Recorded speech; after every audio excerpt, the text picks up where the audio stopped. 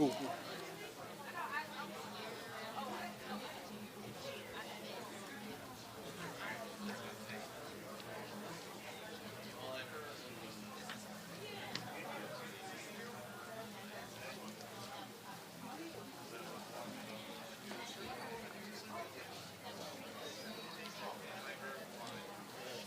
You want some on the table?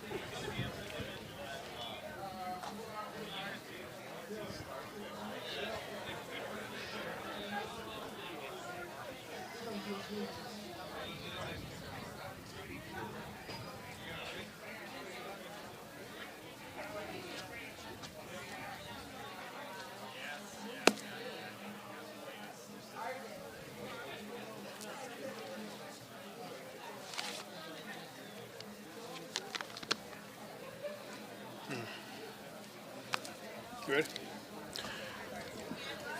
Good afternoon. Yes. Yeah, go for it. Thank you. While I mess up everything for you. Okay.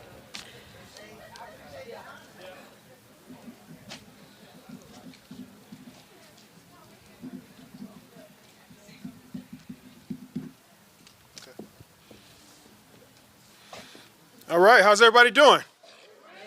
Thank you all so much. We got a packed house in the rain.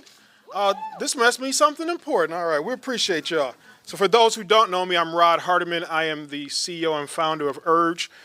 We are a real estate advisory, development, and investment platform headquartered here in Detroit.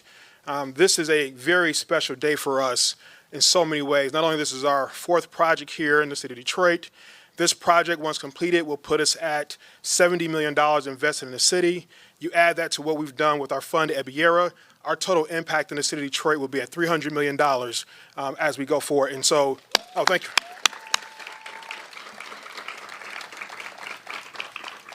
But the math is cool, but that's not what's really important. Those who know me know this is actually a very personal story. And I got permission to do this. So this neighborhood is real for us.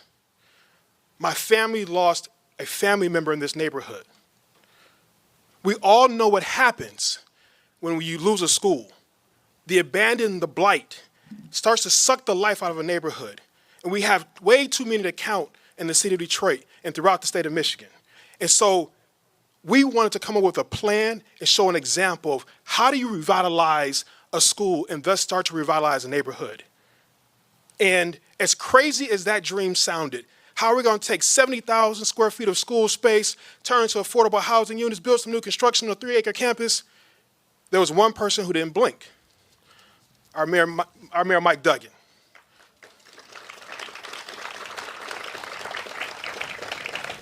Mayor Duggan actually was like, Rod's usually pretty crazy, but he pulls it off. Let's go for it. And we started the journey with all of our partners, whether it be our partners from the state of Michigan. Thank you, LG, for being here.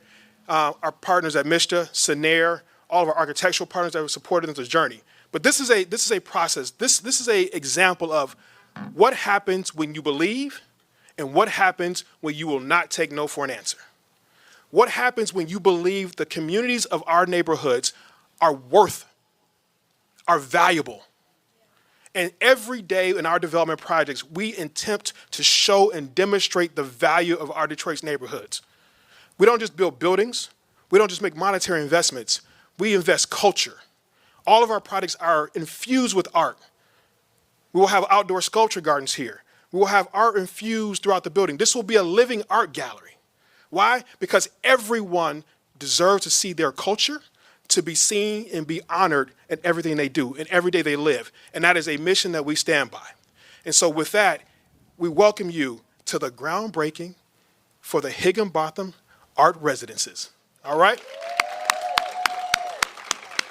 And so I'd like to bring up one of our superstars on our team. Dylan, come on up here. Dylan's going to be our master of ceremony. Not only is Dylan employee number 2, but Dylan has been the lead and architect for this project and given up many sleepless nights. You know, we talk about it's rainy and it's muddy. We appreciate y'all being here. But when we're doing development work, we literally get it out the mud. So this is a prime example of what we do. Dylan was here yesterday and said, this walkway is not clean enough. He got the hatchets and the axes out and cleared the path to make sure that this was a safe place for folks to be in. And that's what we do. We clear a path for our communities and for our neighborhoods to be seen, to be valued, and to be respected. And we hope other folks follow us. So Dylan, on to you.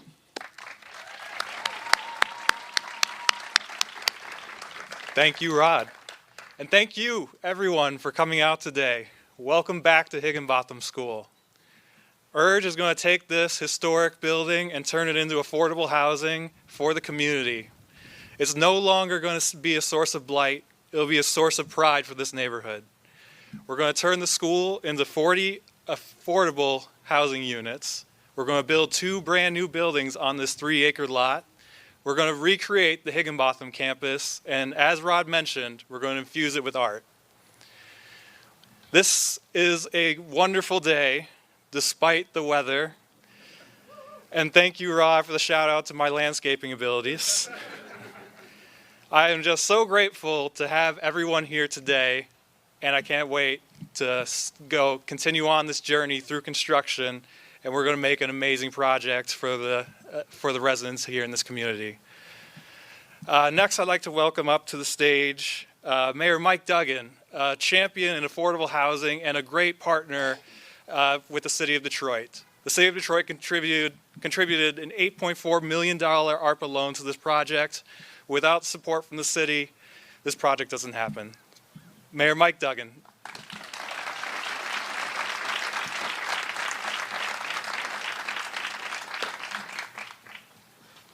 Well, congratulations to Rod Hardamon, to SENAIR, and the entire team.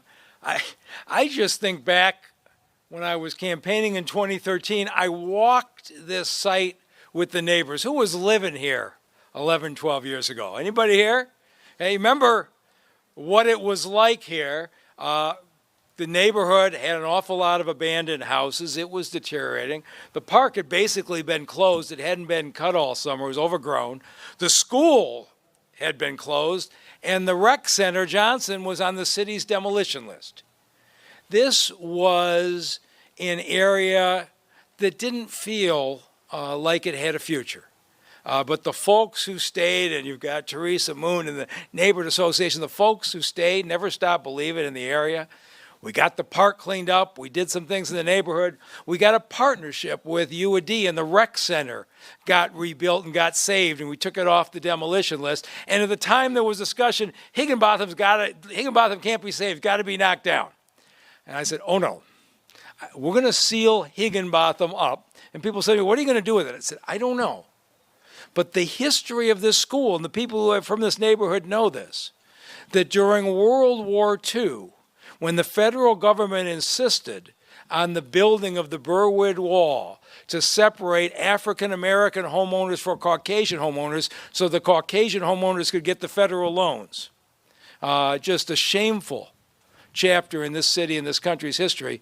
But it was the folks in the black community who came to Higginbotham. This was an important part of our history. And so the one guy I knew that liked to take on impossible challenges was Rod Hardamon. I said, Rod, you got to go look at Higginbotham. It's a great deal. He came through and he came back and said, Mike, what are you talking about? I said, we've got to save this and we'll support you. How much support's it going to need? And he said, oh, Lord.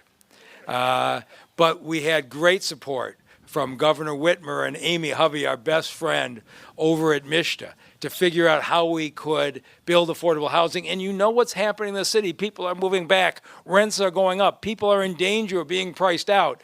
And I didn't come here to have the folks who stayed, who elected me, get pushed out. We got to build the housing so everybody can afford to be here. We built $1 billion in affordable housing in the last 5 years, and we're going to have an opportunity now for another 100 units. And this is what happens when you work together. We had the help from Joe Biden and the American Rescue Plan and an $8 million contribution that made this work. We wouldn't have been able to pull this off otherwise, but what you're going to have now is a center that has housing, parks, recreation, and a neighborhood that I know we're going to keep working on till it gets to be where we want. So to everybody who has been a part of this, it has been a long journey.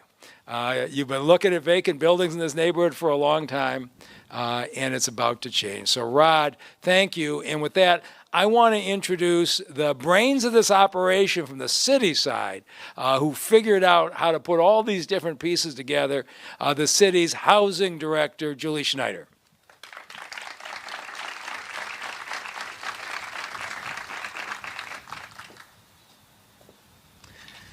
Good afternoon.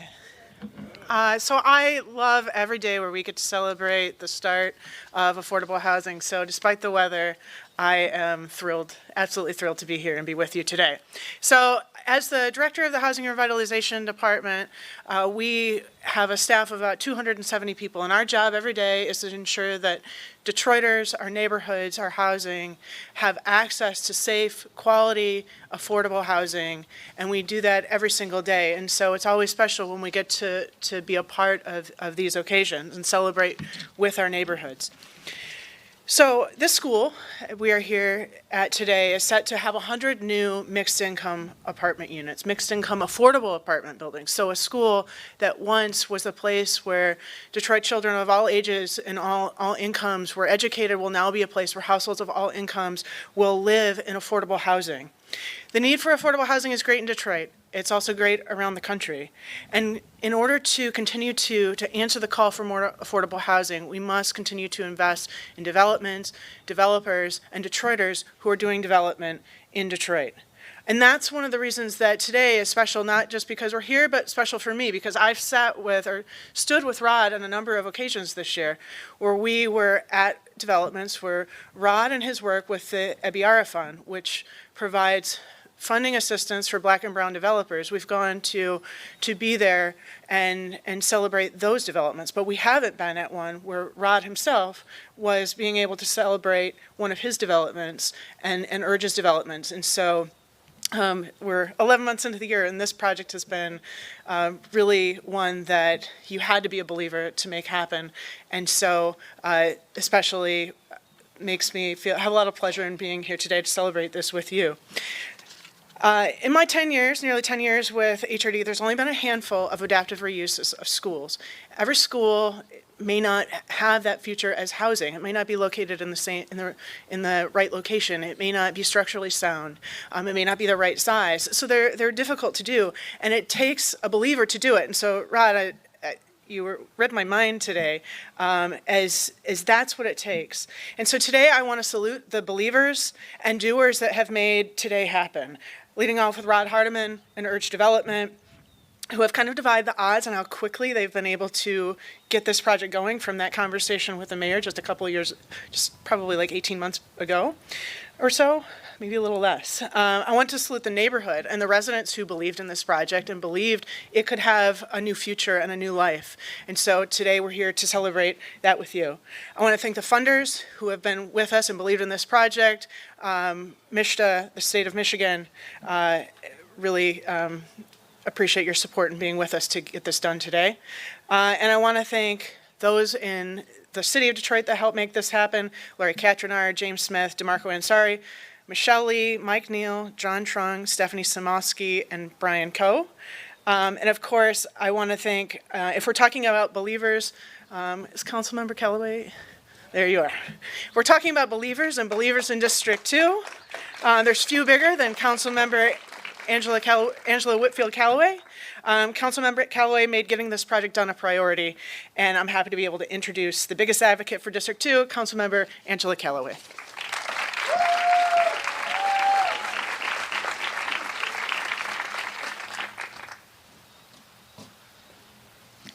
Good afternoon, everybody. Thank you, Mayor Duggan. Thank you, Julie Schneider. Thank you, Rod, my Morehouse brother. I just want to see a show of hands of those of you who either attended this school, knew somebody who attended this school, or live in the neighborhood. Let me see your hands. Okay. I represent you. I'm so proud to be here today. I really am. And it's been a pleasure and an honor for me to work with my Morehouse brother, Rod, on this project. I did my part. And that part could not have been done without discussions with our amazing mayor, Mayor Duggan. It would not have happened. So I thank you for hearing me, hearing my voice, and being committed to this project. And I want to thank you for helping to get it across the finish line. Today we stand at the crossroads of progress and preservation. And if anybody knows me, and you know my voice on the council, I'm all about preservation. I'm all about saying we tear down so many structures in this city, and I just don't like it when I know this is proof that we don't have to. And I'm so glad, Julie, that this project checked all the boxes to be preserved. While we look forward to the future, we cannot forget the past. And this development project gives us the unique opportunity to do both. This vision wouldn't be possible without the power of strategic partnerships. It's through collaboration between local and state government, private developers, community organizations, and residents that this vision is now a reality. Thank you to all who have made this project possible, and to all of you who continue to support the revitalization of our grand city. We call her Detroit. And now it is my pleasure to introduce someone who honestly needs no introduction, my friend, one of my major supporters. Whether you're in the community to visit with family and friends, attend the annual 8 Mile reunion, or visit the historic Burwood Wall. For years, Teresa Moon has been a tireless advocate for the 8 Mile Emerge community. She grew up here. She attended Higginbotham. She lives in her childhood home. She played at the park across the street as a little girl. And she currently serves as the president of the 8 Mile Burwood Emerge Neighborhood Association. It is evident that she has a strong and deep commitment to this community and to this school. So without further ado, Teresa Moon, let's give her a round of applause.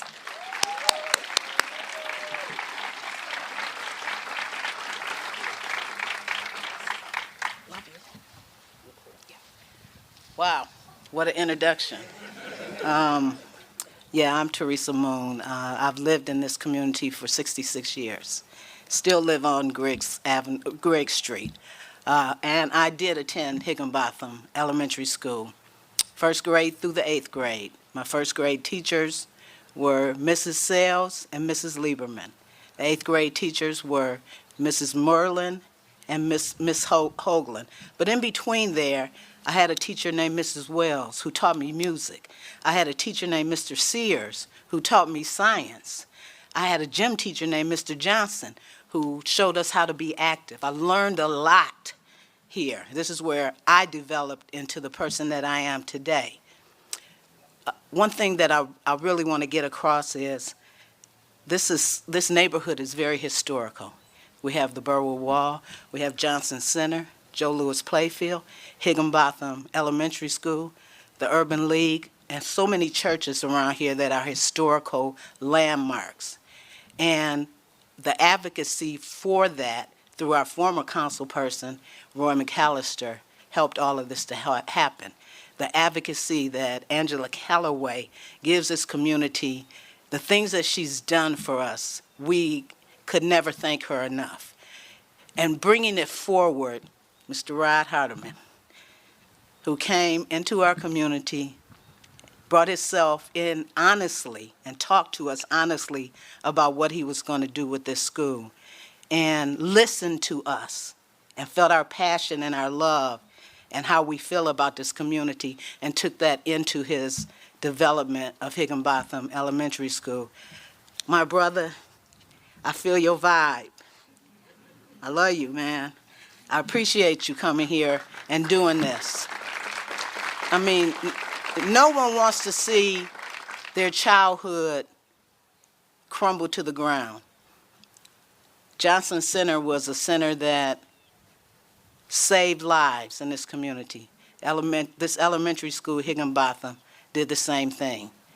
And I'm just overjoyed that this guy is here doing what he's doing. Appreciate you. I've been given the honor of introducing our Lieutenant Governor. I have to read it. Lieutenant Governor Garland Gilchrist has dedicated his career to solving problems. An engineer by training, he uses thoughtful, fact-based practices to solve real problems, make government work better for Michigan families, and build a more just, equitable, and prosperous and connected Michigan where everybody can thrive. I mean, he's the first black lieutenant governor. What else can you say? Lieutenant Governor.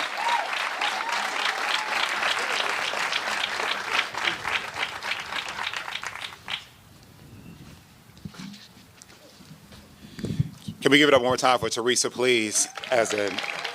She is an anchor not just of this community or not just of the city, but is an embodiment of what makes Michigan the most amazing place in the world. People who are able to see, understand how people feel, but more importantly, how to motivate them to be able to make their community stronger and a better reflection of who they are. It takes a team builder to do that. It's only appropriate that we stand here for this ceremony underneath a seal for the state of Michigan over this door. What that seal represents is the fact that when something feels impossible, it takes a group of people to turn that impossibility into a reality. And the collection of folks who are represented here today, whether you were part of this project as a neighbor or an investor, as a builder, or even as a detractor, all of us had to come together to make something special happen. And I'm just very proud that the state of Michigan was able to be on that team. The state of Michigan invested $24.6 million to help make this project a reality. That is because That's because we recognize the primacy of what it means to have a home. Let's not forget that your home is your foundation, your starting point for your participation in civic life, in economic life, in your community. If that is unstable, it is hard for a person to be stable. And affordability is a key part of that stability. And that's why, as your Lieutenant Governor, working alongside Governor Gretchen Whitmer, we have made unprecedented investments in affordable housing here in the city of Detroit and across the state of Michigan as part of the first ever statewide housing plan. Projects like this are part of it. as part of the $1.4 billion that will be invested this fiscal year in affordable housing in Michigan, more than has been invested in Michigan in the last 10 years combined. Because we recognize that everyone has a right to a place to live. And we will make sure the resources are available so that everyone can experience that foundation of stability that allows them to be safe enough to dream, to be safe enough to imagine and consider who they can become and how they can make it happen. And that they can be a person that things don't just happen to, but yes, a person who does make things happen. They can be inspired by what they see where they live and where they play. When I was looking to prepare for this event yesterday, I talked to my father. My dad grew up on the west side of Detroit on 35th Street. And every single school that my father attended has been torn down. So Teresa, when you talk about like this school and what it meant to you to be here, first grade through eighth grade, to walk past this building every day, to have people in your family for generations experience this building in different ways, now that there will be another generation of people who can experience this building for another 100 years, because it was built in 1926, and now 100 years later it'll turn into 100 affordable units of housing. That kind of poetry, that kind of symmetry is inspiring. And frankly, it shows that here in the city of Detroit and here in the state of Michigan, when we work together, we can do any and everything to position people for success. That access to a dream of health and wealth is available to every one of us, regardless of where you live today, how much money you got today, how much money anybody related to you ever had, that you can build and have something beautiful, that you can be inspired by art. And Rod, I want to thank you so much for infusing culture into all that you do, because poverty does not mean you don't have culture. In fact, it means you hold more tightly to it, because you define it, you create it in a way that's hungrier than anyone ever has seen. So I want to thank this entire team. I want to thank my partners at Senair for helping to finance this project. This is the second Senair project that I've visited just in the last 4 weeks, because they are so committed to affordable housing across the state of Michigan. We all have a role to play in this success, and we all have a role to play to inspire someone else to participate in what's possible in our community when we come together. So thank you, everyone, for the work that you've done to contribute to this groundbreaking and to the success of this project. And I just want to say, God bless you. I want to see what else we can do together, and know the state of Michigan will be right there with you. Thank you so much, everyone.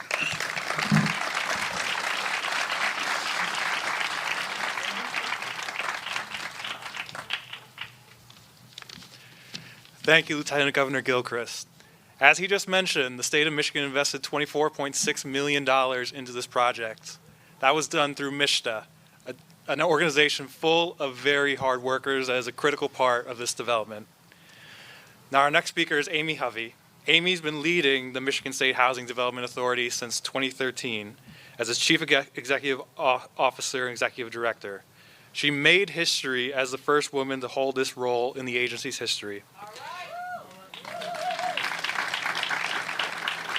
With over 2 decades of experience spanning government, philanthropy, and the private sector, she brings a well-rounded perspective to housing development and policy. Ladies and gentlemen, Amy Hovey.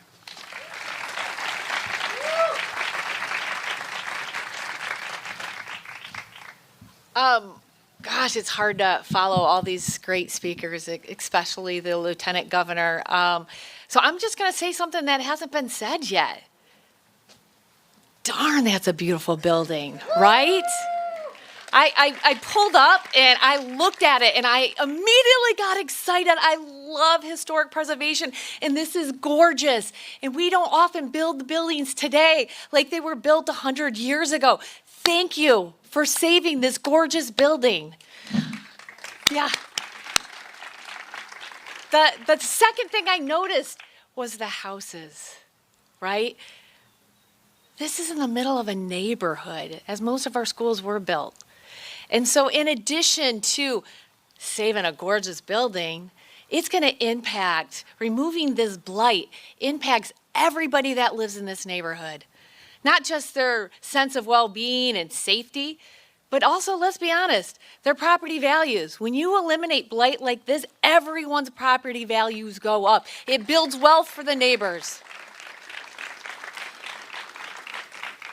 And then can't be the leader of MISHDA without saying thank you for working hard at doing something very difficult, rehabilitating old buildings and repurposing them for a new use, as Julie mentioned, is really hard to do. It's expensive to do. It takes people with tenacity and patience. It takes other funding partners like the city, MISHDA, SENER to come together to make this happen. So thank you, Urge and Raj, for the tenacity and the patience that it takes to put this together. Creating 100 new housing units that are affordable to the people in Detroit is so important. We are still suffering from a housing shortage in our state. We're about 140,000 units short. Every unit matters. So thank you so much for what you're doing. Thank you for including MISHDA. We're happy to partner with you on your big projects and your small projects. Keep coming to us. We're at the table. MISHDA meets people where they are. We try to be innovative. We try to be creative. We try not to say no, but find a way to say yes. And I think we're making a difference in Detroit and across the state. So thank you for allowing us to partner.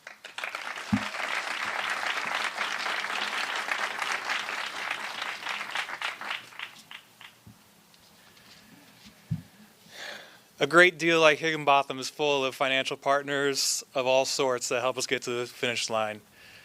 SENER was our equity syndicator for this project. They sold our low-income housing tax credits and historic tax credits that were part of this project. From SENER, we have Sharita Smith joining us today. Sharita serves as Senior Vice President of SENER Community Connection. Sharita leads SENER's Detroit efforts to connect capital and resources with transformative projects like the Higginbotham School redevelopment. A lifelong Detroiter, Sharita has dedicated her career to advocating for change, helping disinvested communities become vibrant places for people to thrive. And with that, I welcome Sharita Smith.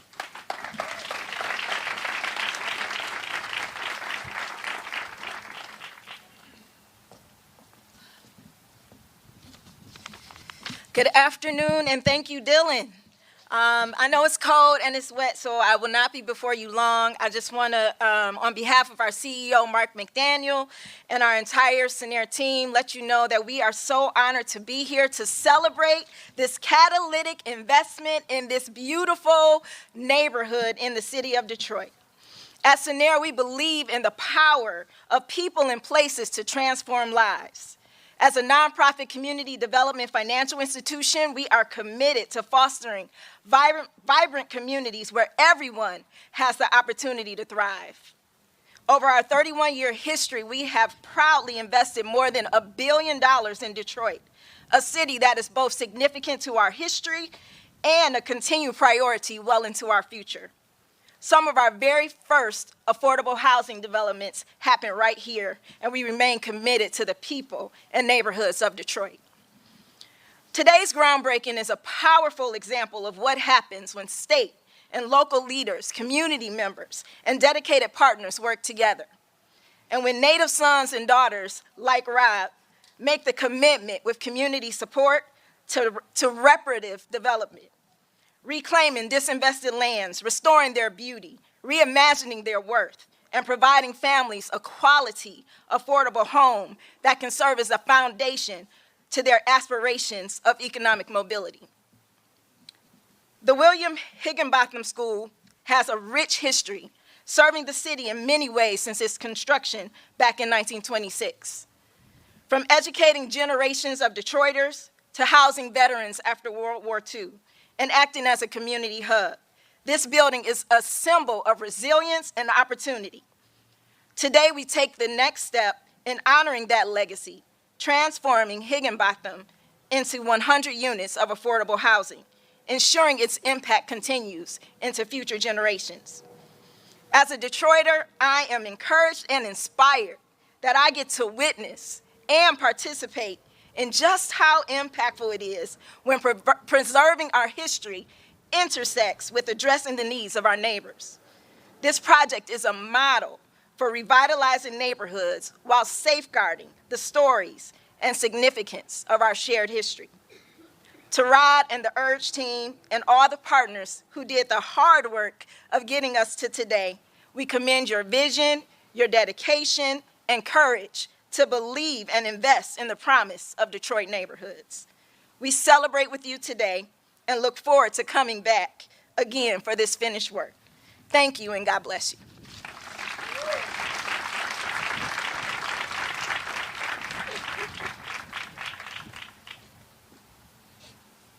Do the thank yous and announcement. Okay. There are so many people that were part of this project, some that didn't get to speak today. I'd like to thank our architects, McIntosh and Porras, our general contractor, Ronish Construction Group, East Edge Landscaping that brought this beautiful piece of machinery out here today for us to look at. I'd like to thank all the elected officials that have joined us today, the representative from Congresswoman Rashida Tlaib's office. I'd like to thank Dokes Design. I'd like to thank my beautiful wife, Sophia, who's been here with me throughout all of this. Last year, in order to do some testing in the courtyard, she came out here with me and helped clear plants. It was a jungle, but we conquered it together. I love you very much. And now, finally, I'd like to give a quick intro to Rod, the man who was crazy enough to listen to that 26-year-old sitting across from him in his office and listen to me when I asked him, hey, that $50 million project you want to do, will you let me manage that? Rod Hardamon. Appreciate you. So Dylan's trying to get me in trouble, so where's my wife and my entire family? Love y'all. Woo! Man! I see y'all. Hey, fam. But no, we appreciate everybody supporting us. Everybody here is pretty much family for us. Whether it's folks that we grew up with, it's actually family members. We appreciate all the support in the ecosystem that we've helped create here. We talk about at URGE, creative place keeping. Those words are important. We honor the historical legacy of the communities which we invest in. Creative. We love our creative partners. We have a slew of local Detroit artists here who will be represented. Their works will be represented in this building. So they came to our groundbreaking today to be a part of this journey from the very beginning. And we talk about keeping. But usually we say keeping, that just means we're going to build something cool and new and make people feel good about it. But we're going to do something a little different today. Amy, you made a great point. What happens when you drop $36 million in a neighborhood? Home values should go up. But that assumes something. That assumes the homes are in a good enough condition that the values will rise. So I'm going to say it again. That assumes the homes are good enough condition for the values to rise. So today, URGE is going to make a commitment and a promise. URGE is taking our own capital, and we're going to invest for free the revitalization of our neighbors' homes. We're going to do facade exterior improvements to support our community. So we're going to take our own money and do it. And I challenge and I welcome and I invite all of our partners and our stakeholders to join us on this journey, right? Every dollar we invest, we know we'll get a 2.3 times return on the investment for the homeowner. So that's not let someone come and buy these homes for the cheap. Let's invest in them, let's beautify them so they get to rise and benefit from the economic prosperity that we all want to enjoy.